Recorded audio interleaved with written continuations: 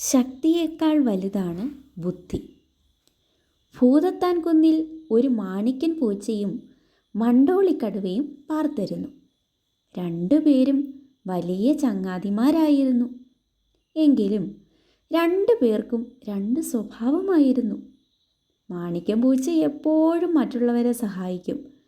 മണ്ടോളിക്കടുവ കണ്ണി കണ്ടവരെയെല്ലാം കടിച്ചു കീറും. അപ്പോൾ മാണിക്യം പറയും, എടാ മണ്ടോളി, ഈ കാട്ടിലുള്ളവരെല്ലാം നമ്മുടെ കൂട്ടുകാരാണ്. അവരെ വെറുതെ ഉപദ്രവിക്കരുത്. ഞാൻ എല്ലാവരെയും ഉപദ്രവിക്കും. ഞാനിവിടുത്തെ ഏറ്റവും വലിയ ശക്തനാണ്. മണ്ടോളിക്കടുവ അഹങ്കാരത്തോടെ പൊട്ടിച്ചിരിച്ചു. ചങ്ങാതി, ശക്തിയൊക്കെ നല്ലതാണ്. പക്ഷേ അതുകൊണ്ട് എപ്പോഴും വിജയിക്കാൻ കഴിയില്ല.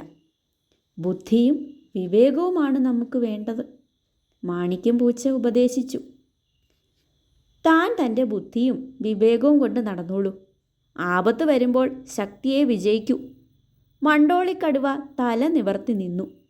പെട്ടെന്നാണ് പൊന്തക്കാട്ടിനപ്പുറത്ത് ഒരു വെടിയൊച്ച കേട്ടത്. പൂച്ചയും കടുവയും അമ്പരന്ന് അവിടേക്ക് നോക്കി.